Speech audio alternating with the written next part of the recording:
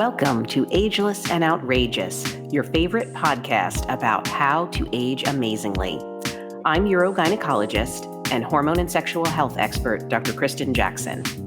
Every week, my incredible and knowledgeable nurse practitioner, Rosalind Arp, and I share our combined 30 years experience to guide both men and women as they age. Listen as we dive into a variety of topics, including hormone optimization, pelvic floor health, maintaining a vibrant sex life, weight gain issues, and skin, hair, and body changes as we age. These real-life insights are always rooted in solid scientific knowledge. Tune in for a dose of laughter, knowledge, and an honest perspective on the incredible adventure of growing older. Welcome to part 2 of the postmenopausal orgasm. If you were listening to us in part 1, we were talking about all the things that you can do to improve challenges with orgasm after menopause. In the first part, we talked about improving arousal with hormone replacement therapy and other prescription medications. We also discussed improving clitoral stimulation and why that is so critical for any woman to have an orgasm. Now we want to pick up where we've left off and talk about the next important factor in maximizing the postmenopausal orgasm, and that's improving clitoral blood flow. Just like any organ in the body, the clitoris needs good blood flow to do its job. So getting back to basics, we start with your general health. We want to make sure your heart and your blood vessels are healthy, since they are the main source of blood flow to any organ in the body. Diabetes, high cholesterol, being overweight, and having a sedentary lifestyle, smoking, and excess alcohol use all worsen blood flow in general.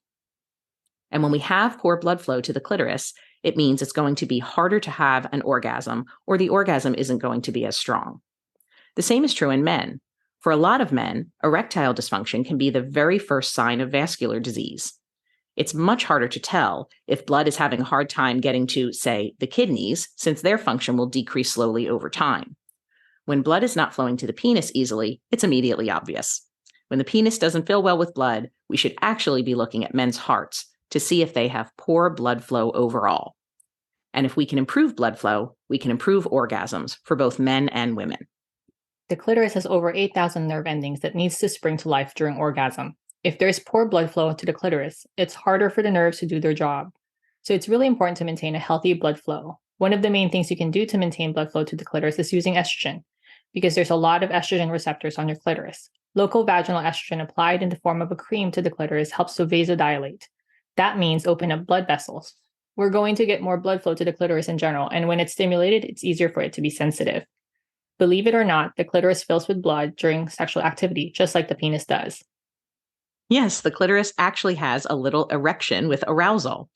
That helps it to be more prominent and receptive to sexual stimulation.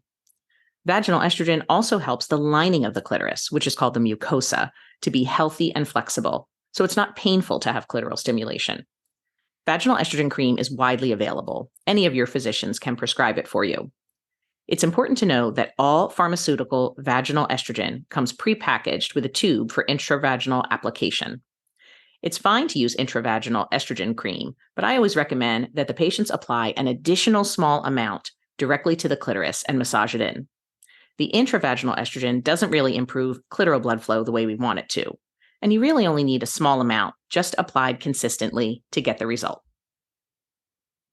The other way to increase that blood flow is to continue to have an orgasm, because the more orgasms you have, the more blood flow you get into that area. You're actually training those blood vessels and nerves to easily come to life with stimulation. So use it or lose it, as they say.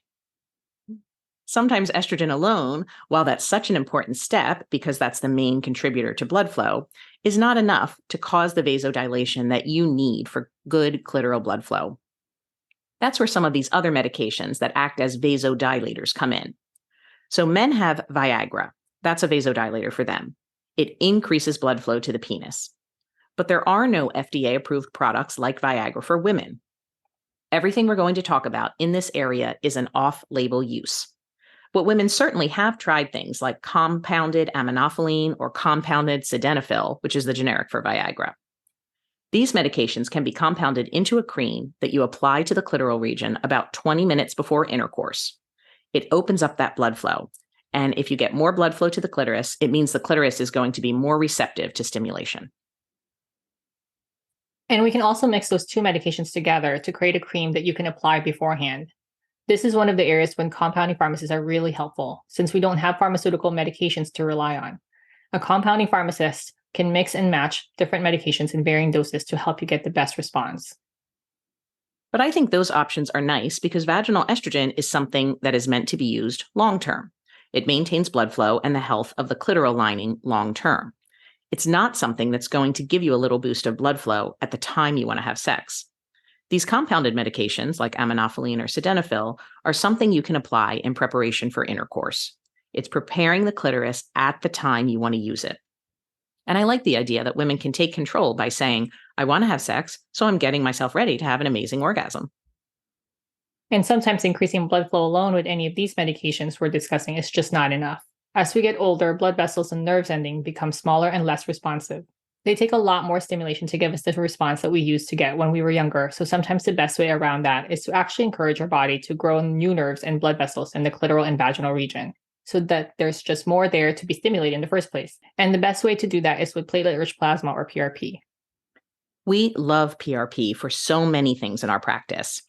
PRP harnesses the natural healing and growth factors that are already present in the platelets in our blood, but it concentrates them and focuses them in an area where we want to stimulate a lot of good tissue growth. PRP has an interesting history, too. It was first used in the 1990s by dentists and oral surgeons. Then it became popular with sports medicine doctors and orthopedic surgeons, especially for use in athletes.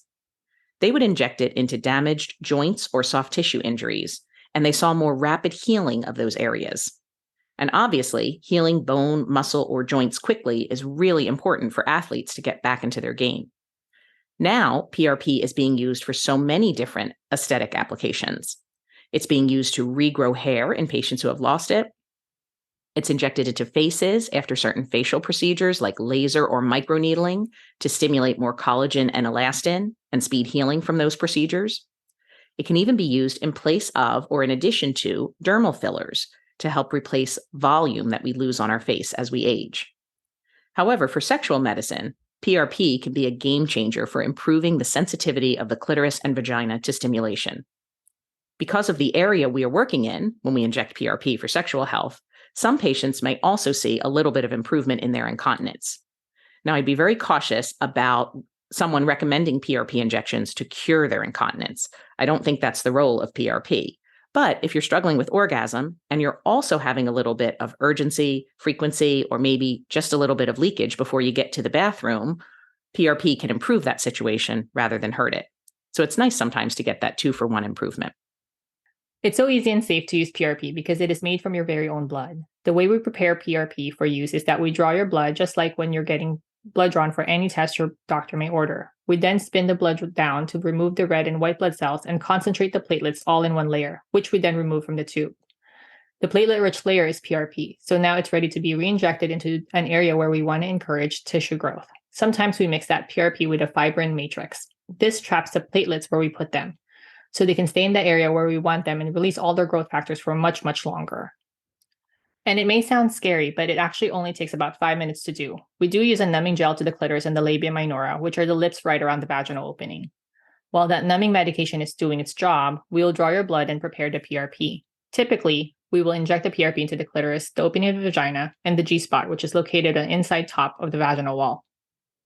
Some patients see a little improvement after one injection, but I've seen the best results after a series of injections, usually one injection a month for 3 months. It doesn't work immediately because it is stimulating your body to produce new nerves and blood vessels in those areas so that the growth of tissue continues to happen, even for several weeks or months after the final injection. The last component that you need to have a great orgasm is a good pelvic floor. And your pelvic floor consists of muscles that hold up your pelvic organs. As we age, the pelvic floor muscle typically atrophies or gets weaker because it's something that we don't typically work out. The thing I get asked most commonly about the pelvic floor is, can I just do Kegel exercises to make it better? When you do a Kegel exercise, you're contracting the muscles of your pelvic floor like you're trying to hold back gas or stool and then relaxing. So it's contract, relax, contract, relax. This action is really good for keeping your brain connected to the pelvic floor. But in reality, you can do all the Kegels you want. You're not really able to make your pelvic floor stronger than it was yesterday just by doing your Kegels. In order to do that, we've really got to put some energy to the pelvic floor. And there are two different ways we can add energy to the pelvic floor.